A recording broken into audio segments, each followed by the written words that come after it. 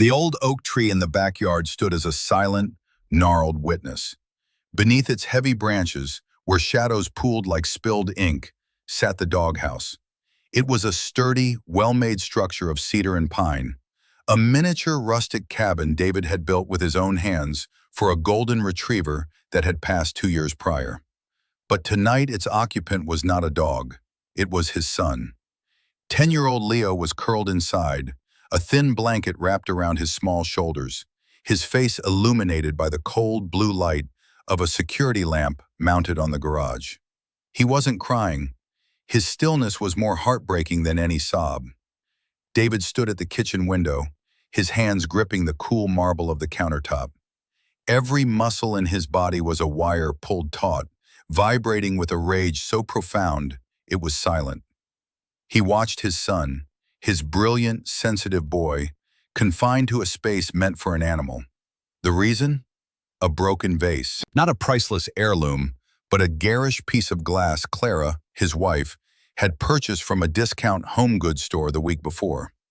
Leo had been running through the living room, a moment of pure, childish joy, and had stumbled.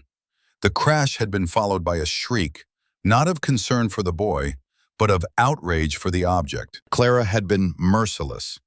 "This is what happens when you act like a wild animal," she had declared, her voice sharp and brittle. "If you can't live in a civilized house, you can sleep outside with them." David had tried to intervene. "Clara, he's a child. It was an accident. This is absurd." Her eyes, the color of a winter sky, had flashed with contempt. "Don't undermine me, David. He needs to learn. Your problem is you're too soft. It's why you are where you are." She gestured vaguely around the beautiful, architect-designed home that she believed was the last relic of his former, more successful life. "This is my house too, and my rules." He looked at her then, at her perfectly coiffed blonde hair, her expensive athleisure wear, her face a mask of self-righteous certainty. He saw not the woman he had married a year ago, but a stranger whose cruelty was as casual as it was absolute. She thought he was a failure, a washed-up architect clinging to the remnants of a past career. She and her family treated him with a condescending pity that barely masked their avarice. They didn't know the truth. They didn't know that his unemployment was a deliberate choice, that the sale of his renowned firm had left him with a fortune they couldn't begin to comprehend. They saw a weak, pliable man they could easily control and eventually fleece. Within 48 hours, they would understand that the man they had pushed to the edge was not a sheep, but a lion who had simply been resting. The foundation of their world was about to be systematically dismantled, and it would all begin with a quiet phone call and the arrival of a lawyer they never saw coming. This story is about the quiet strength that lies beneath a calm surface, and the moment that strength is finally unleashed. We've all felt underestimated at some point, haven't we? Let us know in the comments where you're watching from. We love to see how far these stories travel. Now, like this video, subscribe to the channel, and let's watch what happens when they push a good man too far. The silence in the kitchen was heavy, broken only by the hum of the refrigerator. David's gaze remained fixed on the small shape in the doghouse. He could go out there, scoop Leo into his arms, and bring him inside. He could rage at Clara, unleash the torrent of fury that was building behind his ribs. But that would be a battle, not the war. Reacting now would be playing her game, a chaotic, emotional skirmish that would resolve nothing and only serve to further traumatize his son. His mind, trained to see structures, to understand stress points and load-bearing walls, began to work. This was not a domestic dispute, it was a demolition, and it required a plan. He turned from the window, his movements deliberate. Clara was in the living room, scrolling through her phone, utterly serene in her tyranny. She didn't even look up as he walked past. He went to his study, the one room in the house that was still truly his, though she was already making noises about turning it into a yoga studio. On his desk, amidst blueprints for a community center he was designing pro bono, lay a fountain pen. It was a simple, elegant instrument with a silver nib and a barrel of dark, polished resin. To anyone else, it was just a pen. To David, it was a symbol. It was the pen he had used to sign the final papers for the sale of his company, a nine-figure deal that had bought him his freedom. Freedom to be a father, to leave behind the 80-hour work weeks and be present for Leo. He picked it up, the cool weight of it familiar and grounding in his palm. He thought back to the whirlwind romance with Clara. He had been grieving the end of his first marriage, a slow, amicable drifting apart, and feeling the sting of loneliness. Clara had been a whirlwind of energy and glamour. She'd been introduced to him by a mutual acquaintance at a charity gala, an event he'd attended out of a sense of obligation. She'd been dazzled by his home, by the lingering prestige of his name in architectural circles. He had mistaken her fascination with his status for a fascination with him. He had been so eager for a fresh start, so eager to build a new family for Leo, that he had ignored the warning signs. Her casual dismissal of service staff, her obsession with brand names, the subtle but constant digs at anyone she deemed beneath her. He had believed her love would soften those edges. He now saw that those edges were not part of her character. They were the whole of it. His phone was on the desk. He unlocked it and scrolled to a contact. Isabel Shaw, his former business partner, his oldest friend, and the most formidable corporate lawyer in the state. He typed a short, precise message. Isabel, the situation we discussed has escalated. I need you to prepare the documents, all of them. I'll call you in the morning with a timeline. He hit send, a quiet declaration of war. He looked back toward the living room. Clara was laughing at something on her phone. She was comfortable in her power, utterly blind to the fact that the ground beneath her feet was about to dissolve. She believed her greatest asset was her beauty and her family's supposed influence.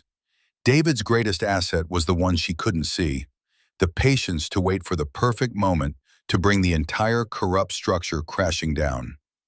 He walked out of the study, the pen still in his hand, and went to the back door. He didn't open it. He just stood there watching his son and let the cold, calculated anger solidify into a blueprint for justice. The first step was to endure the night. The second was to begin the demolition.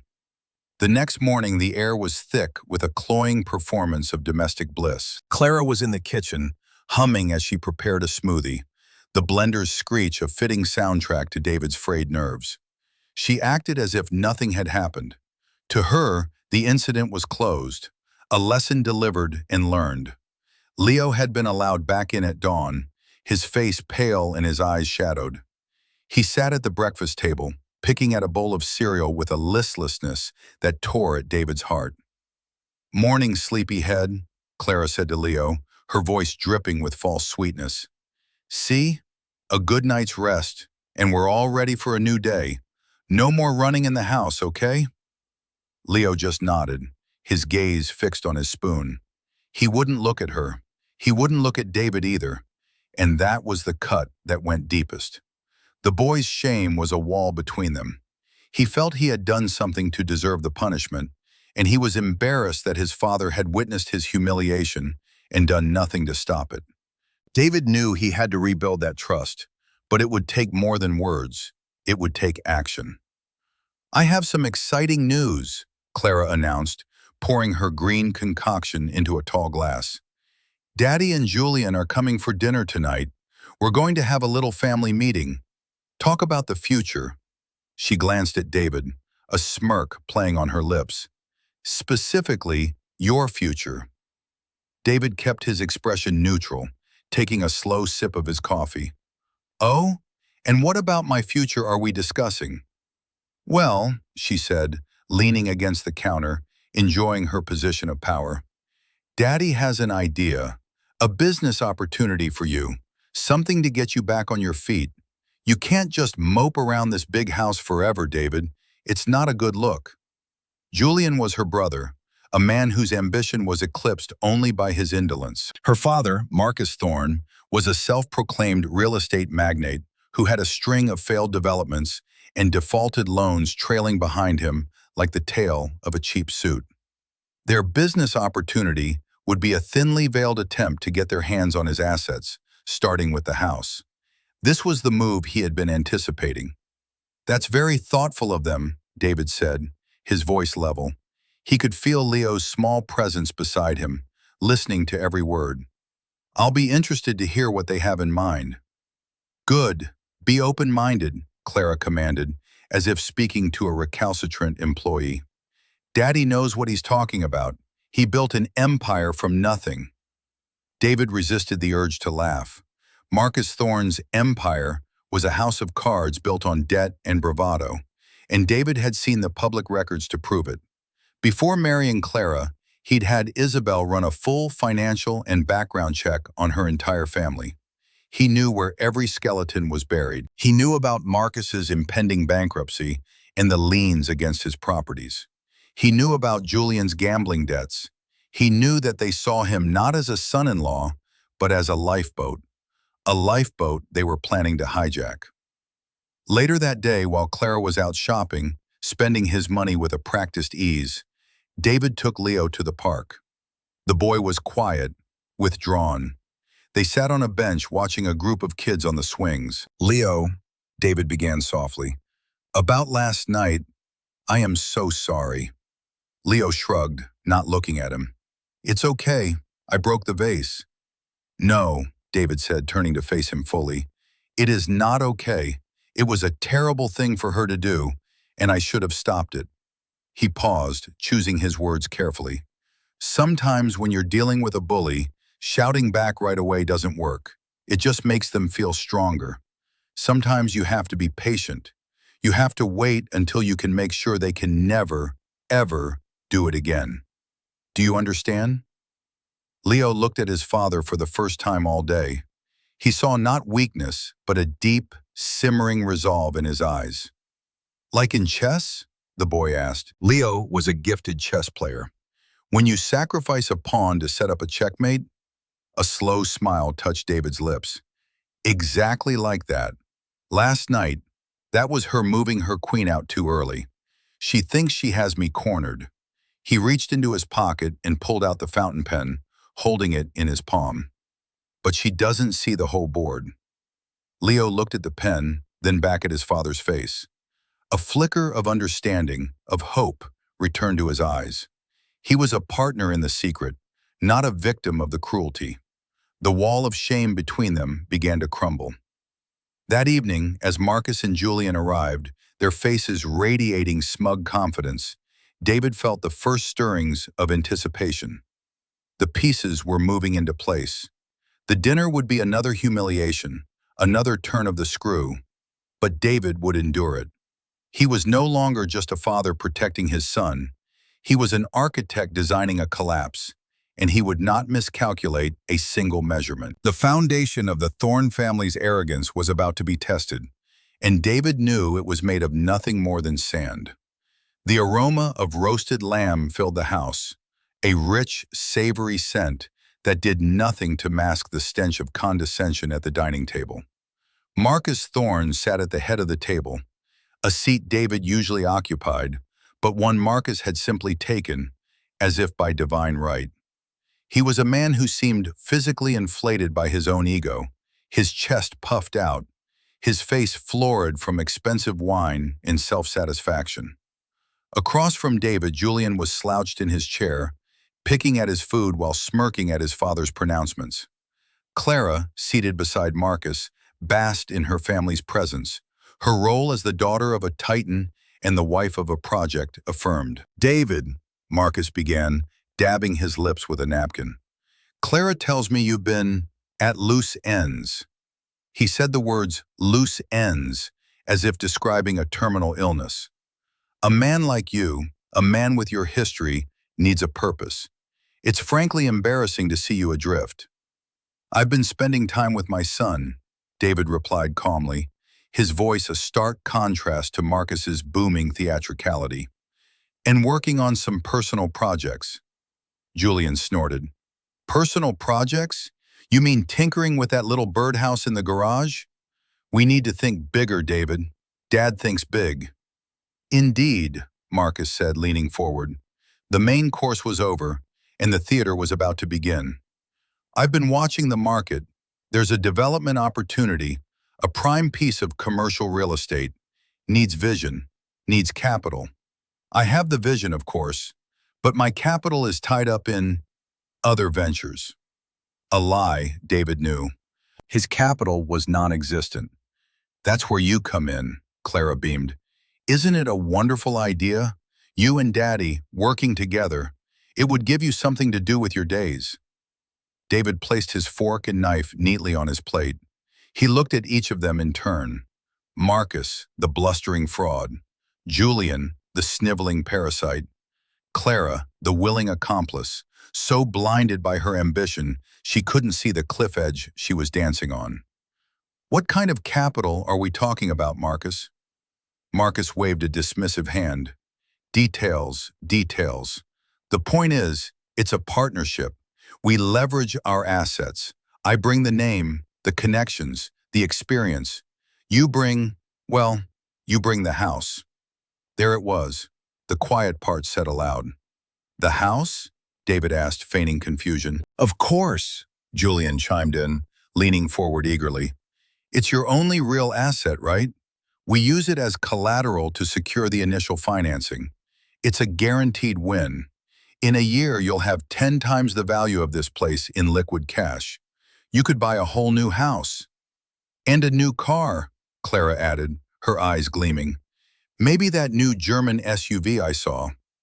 They spoke about his home, the home he had designed and built, the home where he was raising his son, as if it were a poker chip on a table. The disrespect was so profound, so casual it was almost breathtaking. David felt a familiar calm settle over him.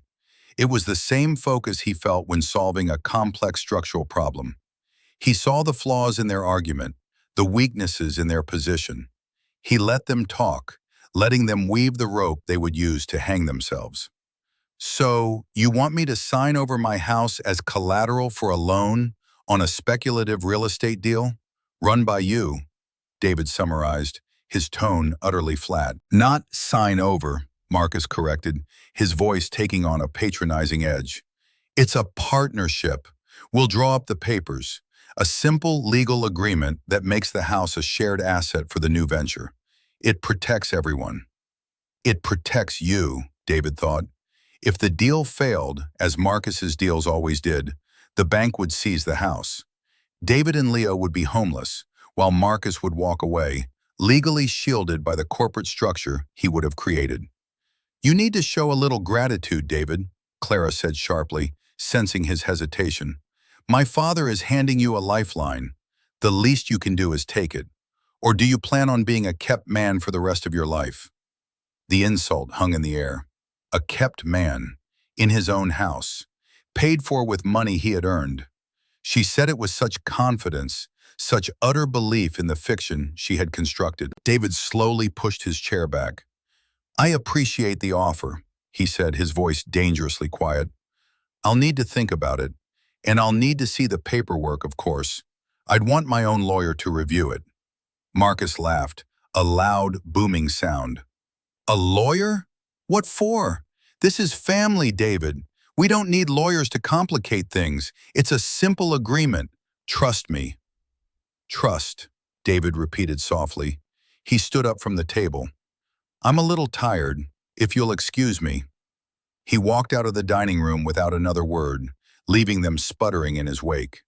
He went to his study and closed the door. He could hear their muffled voices, Clara's indignant, Marcus's dismissive. They were chalking it up to his weakness, his indecisiveness. They still had no idea. He sat at his desk and pulled a folder from a locked drawer. It contained a detailed breakdown of his finances, the portfolio statements, the trust established for Leo, and beside it, a copy of the deed to the house. His name, and his alone, was on it. The house was not a marital asset. It had been purchased outright before he had ever met Clara. She had no legal claim to it whatsoever. He picked up his fountain pen. He wasn't thinking about buildings anymore. He was thinking about last night, about Leo's small, shivering form in the dark. The humiliation of the dinner was fuel. Their arrogance was the blueprint. He had let them reveal their entire strategy, and it was as clumsy as it was cruel. The time for quiet observation was ending. The time for strategic action was about to begin. The days that followed were a masterclass in psychological warfare, with David as its silent, patient general. Clara, emboldened by the dinner, escalated her campaign to assert dominance over the household. She saw David's quiet compliance not as strategy, but as surrender. Her first move was to invade his sanctuary, the study. He came home one afternoon from picking Leo up from school to find the room in disarray. His architectural books, a collection spanning decades, were gone from the shelves. In their place were glossy magazines and self-help books with titles like Manifest Your Millions and The Alpha Mindset. His framed awards and citations, including the prestigious Pritzker consideration he'd received years ago, had been taken down. In their place hung generic, mass-produced art, sunset silhouettes and abstract swirls of beige and gray. Clara was standing in the middle of the room, hands on her hips, a triumphant smile on her face. "What do you think? I had a designer come in. It was so dated and depressing in here, all that clutter from your past. It's time for a fresh, forward-looking energy." David stood in the doorway, Leo at his side. He looked at the empty spaces on the walls where his life's work had been displayed. He looked at the vapid, meaningless objects that had replaced it. He felt a surge of white-hot anger, but he compressed it, packed it down deep. He needed to be calm. For Leo, for the plan. "Where are my books?" he asked, his voice even. "Oh, those," she waved a dismissive hand. "They're in boxes in the garage. Honestly, David, who needs that many books? It's all on the internet now. We need this space to be a hub of positive manifestation, not a dusty old library." "And my awards?" "In the boxes, too. We're building a new future, remember? We can't be held back by things you did 10 years ago. It's a bit sad clinging to the past like that." Each word was a carefully aimed dart, designed to diminish him, to erase his identity. He looked down at Leo, who was staring at the wall where a framed photo of David breaking ground on his first major building used to hang. The boy's expression was one of confusion and hurt. This wasn't just an attack on David. It was an attack on Leo's father, on the man the boy looked up to. David knelt, putting his hands on his son's shoulders. "It's okay," he said softly, for Leo's ears only. "It's just stuff. We'll get it back." He looked up at Clara, his face an unreadable mask. "It's a bold choice, Clara. Very you." She preened, taking it as a compliment. "I knew you'd see it my way. Now, Daddy sent over the preliminary agreement for the business venture. It's on the new coffee table. You should look it over." Later, after Leo was in bed, David sat in the desecrated study and read the document. It was even worse than he'd imagined. It wasn't a partnership agreement. It was a quit-claim deed, cleverly disguised in legalese, that would transfer a 50% ownership stake in the property to a newly formed LLC controlled entirely by Marcus. The loan was a fiction. They were simply trying to steal half his house. It was audacious, it was fraudulent, and it was the final nail in their coffin. He placed the document on the desk. He didn't need Isabel to tell him it was a scam. He knew it. But he would use it. It was evidence. He picked up his phone and made 2 calls. The first was to his financial advisor.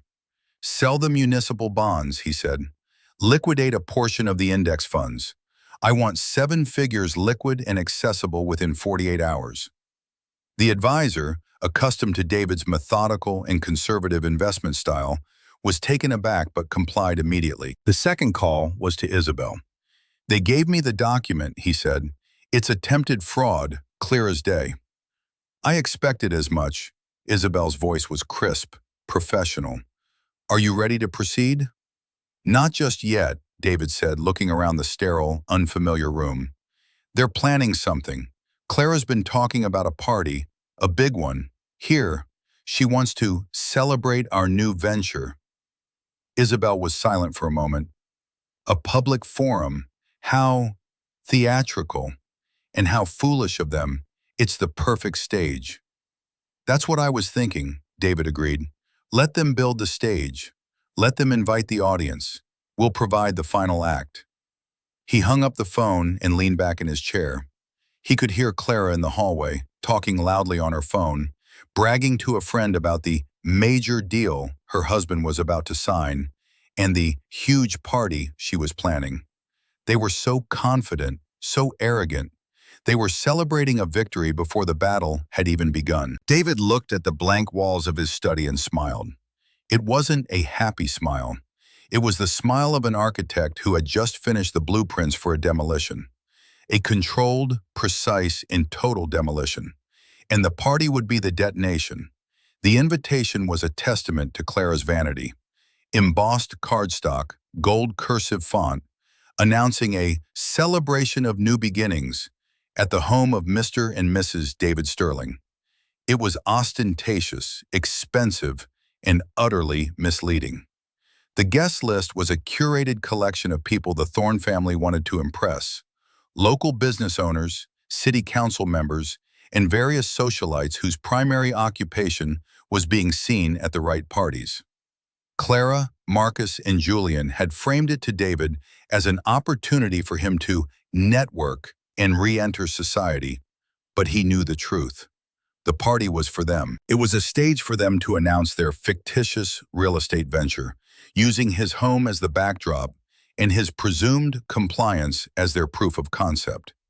David played the part of the supportive, if slightly bewildered, husband. He helped with the arrangements, his calm, unnerving Clara more than any protest would have. He tasted wine with the caterers, approved the floral arrangements, and discussed lighting with the rental company. He moved through the preparations with a detached efficiency, his mind miles away, running through checklists of a different sort. "You seem awfully calm," Clara remarked one afternoon as they stood in the backyard discussing the placement of a marquee tent. "I thought you'd be more, I don't know, nervous. This is a big step for you."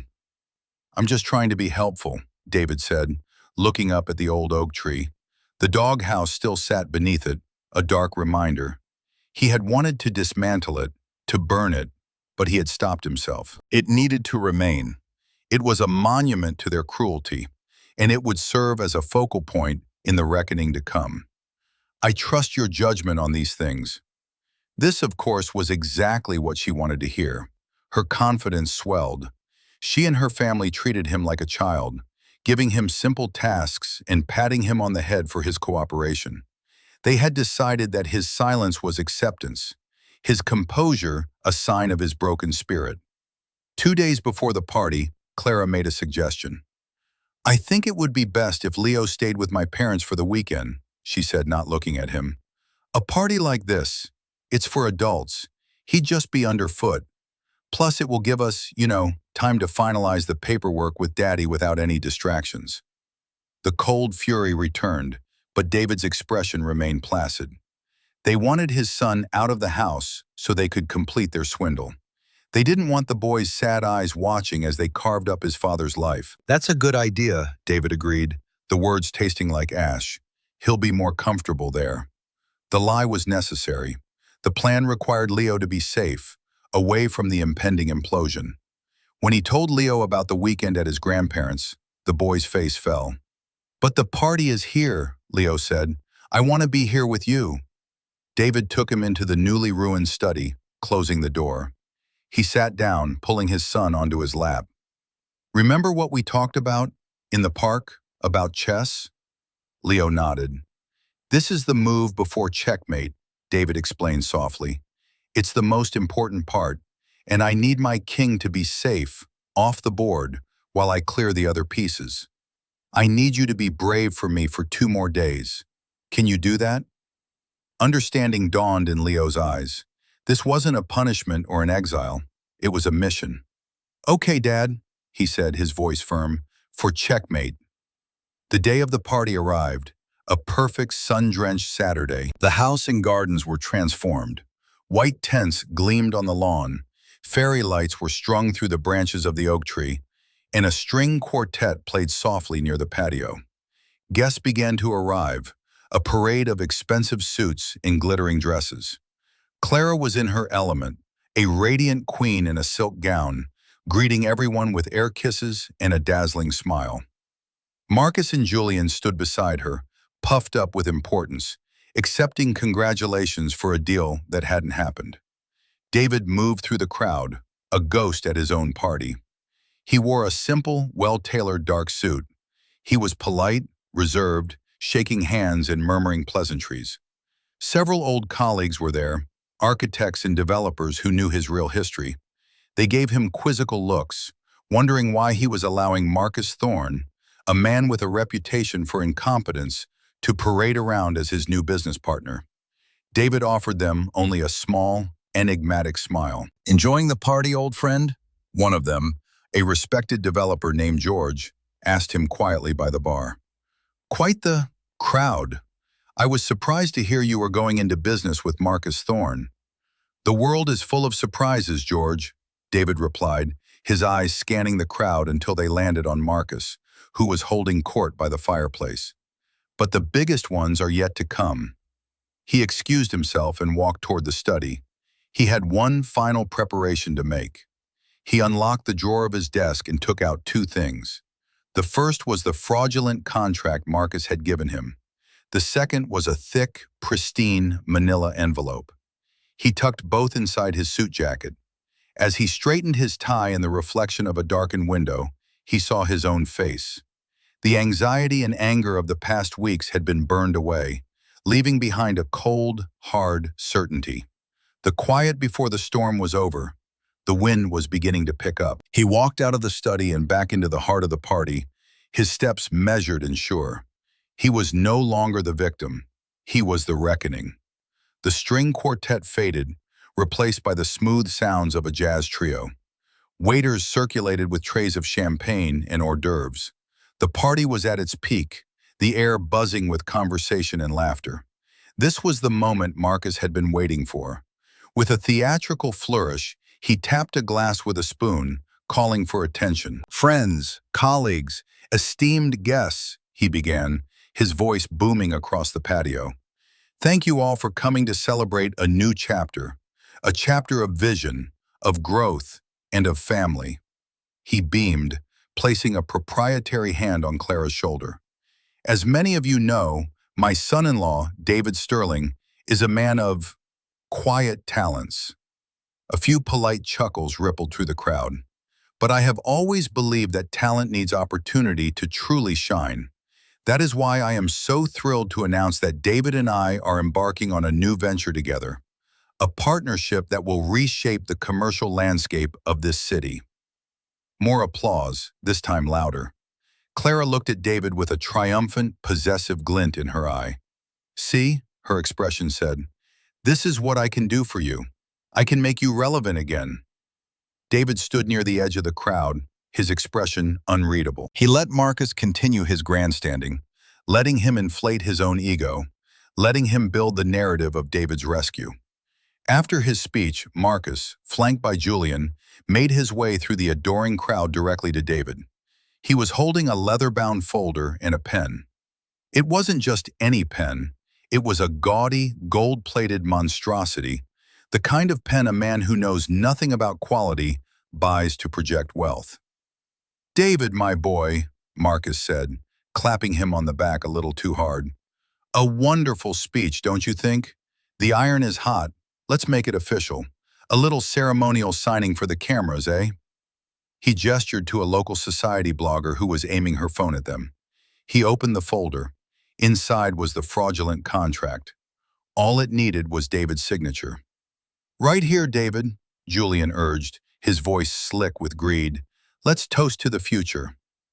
David looked at the document.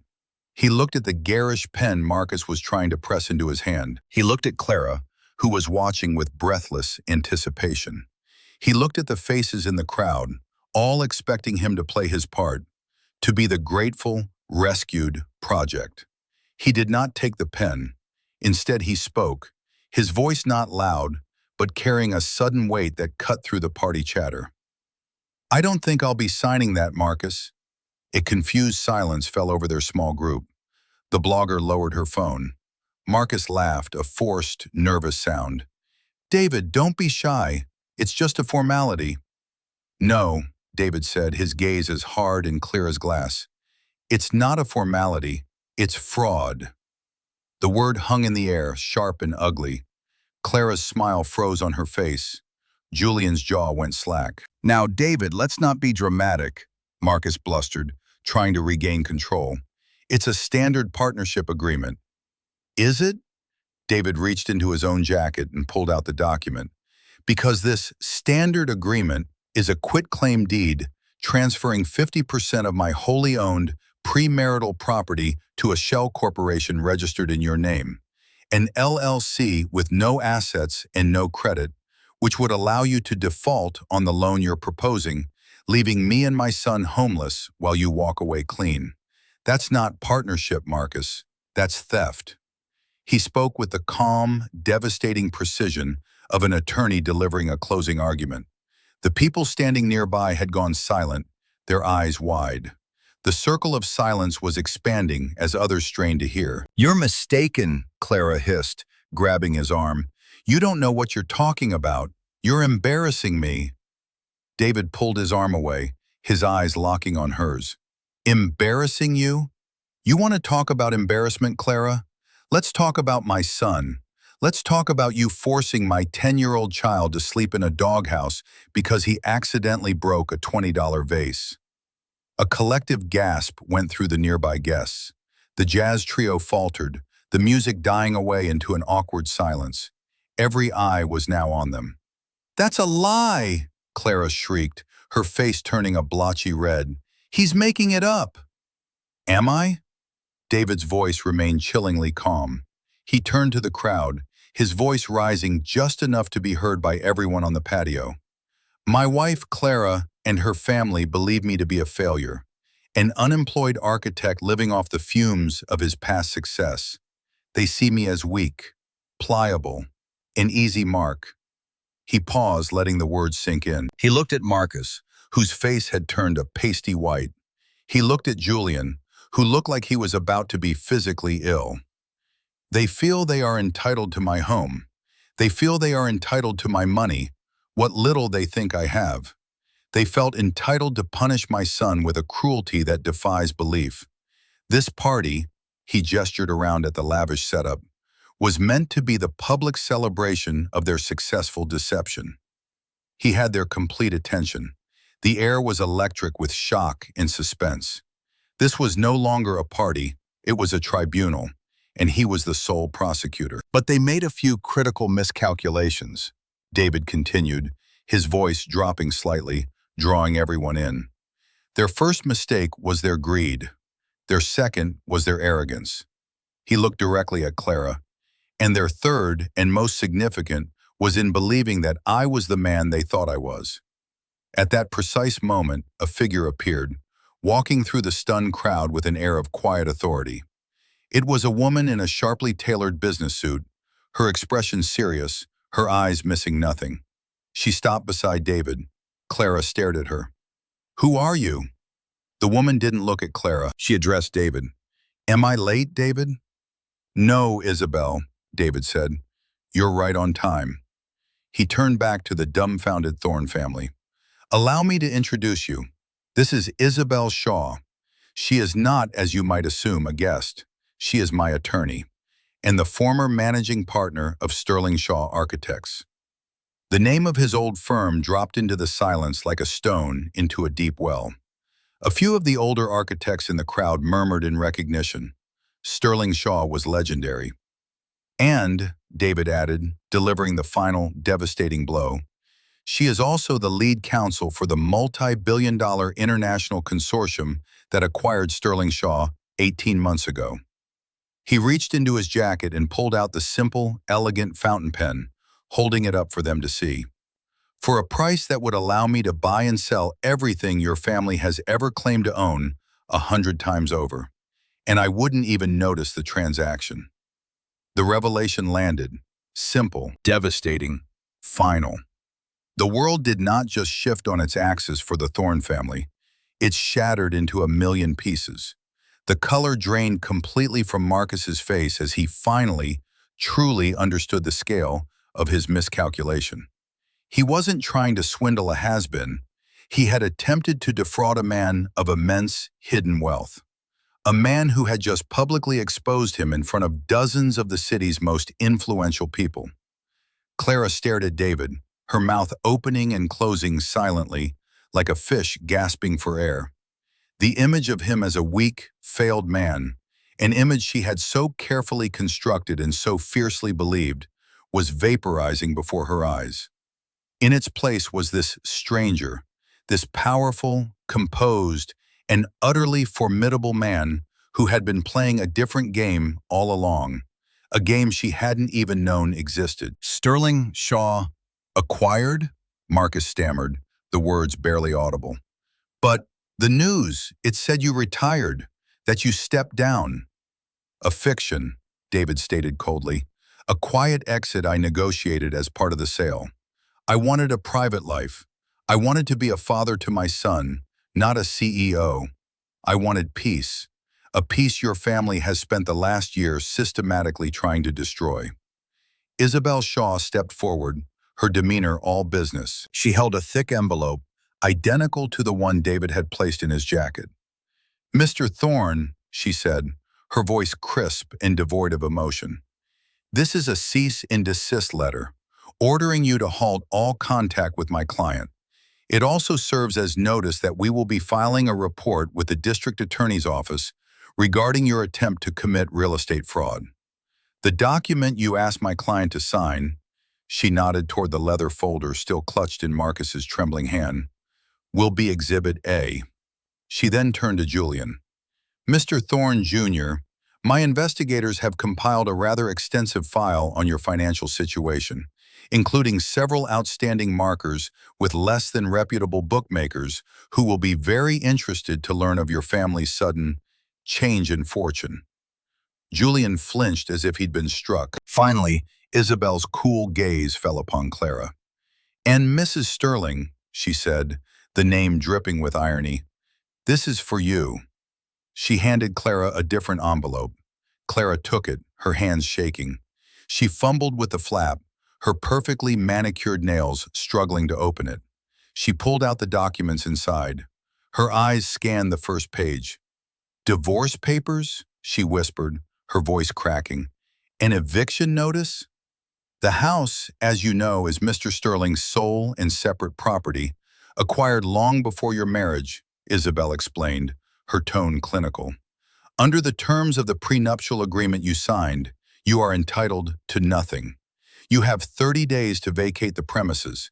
Any attempt to contest will be met with the full force of my client's resources, and I assure you they are considerable." The party guests were a frozen tableau of shock. They were witnessing a complete and total reversal of fortune, a public execution of a family's social standing. The whispers started, quiet at first, then growing into a wave of hushed conversation. The society blogger was no longer just filming, she was live streaming. The story was already spreading beyond the confines of the manicured lawn. Clara looked from the papers in her hand to David's unyielding face. The arrogance was gone, replaced by a desperate, panicked confusion. "David, why?" she pleaded, her voice breaking. "We could have had everything. You have all this money. Why didn't you just tell me?" David looked at her, and for the first time, he allowed a flicker of his profound disappointment to show. "Because the money was never the point, Clara. I wanted to be valued for who I was, not for what I had. I wanted a partner, a family. I gave you every chance to be that. But you, your father, your brother, you don't value people. You value assets. You saw a man you thought was broken, and your only instinct was to see what you could take from him." He then delivered the final, quiet blow, the one that encompassed all the others. "You made my son sleep in a doghouse," he said, his voice dropping to an intense whisper. "You did that. To a child, for a broken vase. You did that because you thought I was powerless to stop you. You were wrong. There is no amount of money in the world that can buy back the respect you have lost, or the integrity you never had. He turned his back on her, on all of them. Isabel, he said, please handle the rest. He began to walk away from the spectacle, away from the ruins of the Thorne family's ambition. The guests parted for him as if he were royalty, their faces a mixture of awe and pity. Pity not for him, but for the woman who had so spectacularly misunderstood the man she married. As he reached the door to his home, he heard Clara's voice, no longer pleading, but rising into a hysterical, desperate cry. He didn't look back. The demolition was complete. Now it was time to start rebuilding. The immediate aftermath was a chaotic symphony of collapse. As David retreated into the quiet sanctuary of his home, Isabel Shaw managed the scene with the cool efficiency of a battlefield commander. She calmly answered a few pointed questions from the more influential guests, framing David's actions not as revenge, but as a necessary response to predatory behavior. The narrative was solidifying. David Sterling was not a vindictive man, but a principled one who had been pushed to his limit. The Thornes were not victims. They were exposed charlatans. Outside, Clara stood amidst the wreckage of her party, the divorce papers trembling in her hand. The guests began to leave, melting away into the twilight, avoiding her eyes, murmuring excuses. The departure was an exodus, a silent collective judgment. Each car that pulled away was another nail in the coffin of her social life. Marcus, his face a mask of gray disbelief, was being peppered with questions by the society blogger, who now saw a much bigger story than a simple party announcement. Mr. Thorne, is it true you attempted to defraud your son-in-law? What will this mean for your other business ventures? He couldn't form a coherent sentence, muttering only about misunderstandings and family matters, before practically fleeing to his car, Julian trailing behind him like a chastened dog. Clara finally broke. She ran towards the house, her heels sinking into the soft lawn. "David!" she screamed, pounding on the locked glass door of the patio. "David, you can't do this! Let me in! We need to talk!" David sat in his reclaimed study, the door firmly closed. He could hear her frantic cries, but they sounded distant, like noises from another world. He was looking at a drawing Leo had made for him, a crayon sketch of a magnificent treehouse with slides and a rope bridge. He had promised Leo they would build one. Now they would have the time. Isabel entered the study a few minutes later, closing the door behind her. The caterers are packing up. The guests are gone. The Thornes have departed. She's still out there, but the local police have been discreetly called to escort her off the property if she doesn't leave soon. "Thank you, Isabel," David said, his voice heavy with fatigue. There was no triumph in him, only a profound sense of sorrow and relief. "For everything." "It was my pleasure," she said, a rare, small smile touching her lips. "I haven't enjoyed a corporate takedown that much in years. Though I must say the doghouse detail was a particularly effective touch. You have a flair for the dramatic." "It wasn't for drama," David said quietly. "It was the truth." "The truth is often the most dramatic weapon of all," she replied. She placed a file on his desk. "Everything is in motion. The DA's office will be in touch. Marcus's creditors will be circling by Monday morning. I suspect he'll be forced to declare bankruptcy within the month. Julian's problems are more personal, but no less severe. And Clara, well, she has 30 days. The pounding on the door finally stopped. A few minutes later, the flashing lights of a police car swept silently across the lawn before disappearing down the driveway. The house fell into a deep, profound silence. The party was over. David spent the rest of the weekend in a daze of quiet activity. He systematically purged the house of Clara's influence. He went into the garage and unboxed his books and awards, carefully placing them back on the shelves of his study. He took down the generic art and left the walls bare, ready for something new. Each object he removed, Each trace of her he erased felt like a cleansing. He was not just reclaiming his space, he was reclaiming his life, his identity. When he picked Leo up from his grandparents on Sunday evening, the boy was vibrating with nervous energy. "Did it work?" Leo whispered as they got into the car. "The checkmate?" David looked at his son, at the bright, hopeful spark in his eyes, and he felt the last of the tension leave his body. "Yes, Leo," he said, his voice thick with emotion. "It worked. The game is over. We won." Leo didn't cheer.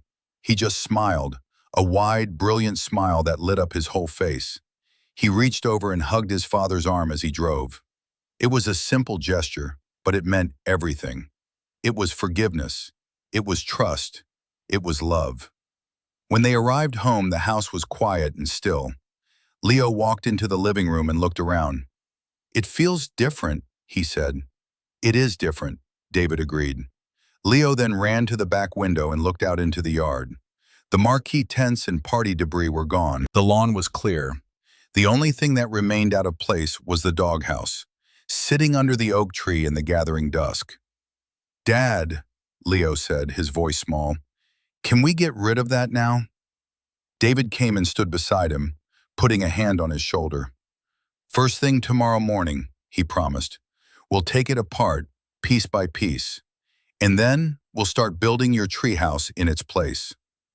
Leo looked up at him, and David saw not the shadow of the humiliated child from a few nights before, but the bright, resilient spirit of his son, fully restored.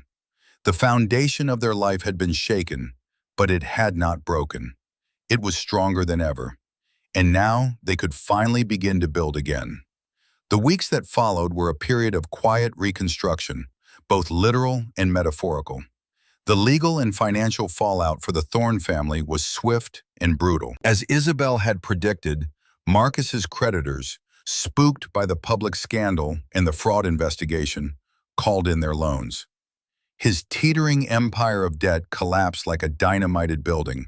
He was forced into a humiliating bankruptcy, his name now synonymous with failure and disgrace. Julian, cut off from the family money spigot, found his world shrinking rapidly. His fair-weather friends vanished, and his gambling debts became a terrifying, immediate problem. The last David heard, Julian had taken a menial job 2 towns over, a shadow of his former arrogant self. Clara's 30 days passed in a flurry of angry phone calls, tearful voicemails, and desperate emails, all of which David forwarded to Isabel and did not answer. He held firm.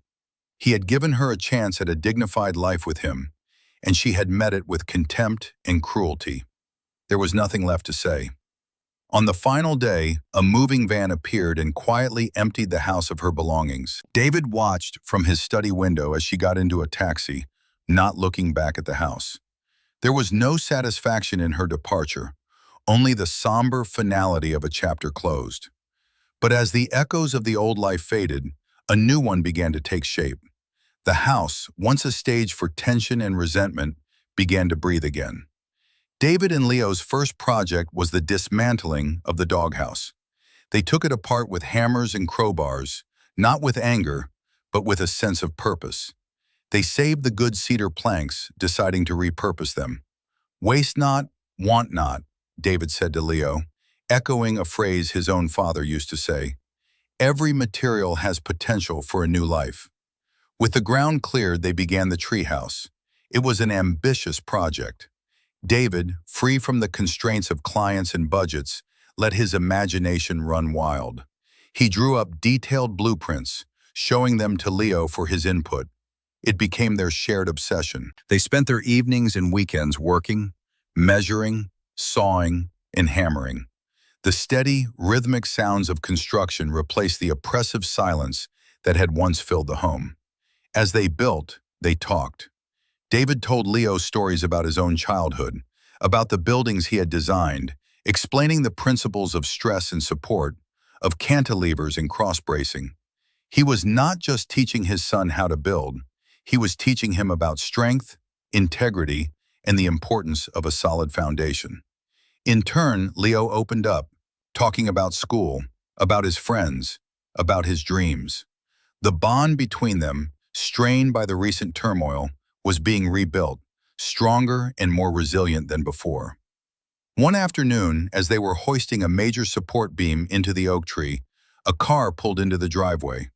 David glanced down and was surprised to see Eleanor, Clara's mother, getting out. She was the silent enabler, the one who had stood by and watched her family's toxic behavior without ever intervening. David's first instinct was suspicion. He climbed down the ladder, wiping sawdust from his hands. "Eleanor," he said, his tone neutral. She looked older, frailer than he remembered. The polished confidence she once wore was gone, replaced by a weary sadness. "David," she said, her voice thin, I know I have no right to be here, but I had to come." She looked past him at Leo, who was watching curiously from the half-finished platform in the tree. "He looks happy," she said softly. "He is," David replied. "We are." Tears welled in Eleanor's eyes. "I came to apologize," she stammered, "for everything, for Marcus, for Julian, for Clara." She took a shaky breath. "But mostly to apologize for myself. I saw what was happening. I saw how they treated you, how they treated this beautiful boy, and I said nothing. I chose my family over what was right, and now I have no family left. Marcus won't speak to me. He blames me, says I should have managed Clara better. And Clara, she is a stranger to me now, full of bitterness and rage." She was holding a small wrapped box. "This is not an excuse. It's just a peace offering. It was my grandmother's." She held it out to him. David hesitated, then took the box. He opened it. Inside, nestled on a bed of velvet, was an antique silver compass. "My grandmother used to say it was for finding your way home," Eleanor whispered. "But I think it's for finding your true north, for knowing what's right. I lost mine. You never did. You held on to it even when it was hard. You are a good man, David, and I am so terribly sorry I didn't have the courage to say it sooner." David looked at the woman before him. He saw no manipulation, no hidden agenda. He saw only a person consumed by regret, a person who had been forced to look in the moral mirror and had been shattered by the reflection. He felt no anger toward her, only a distant pity. "Thank you, Eleanor," he said, his voice gentle. "I hope you find your way."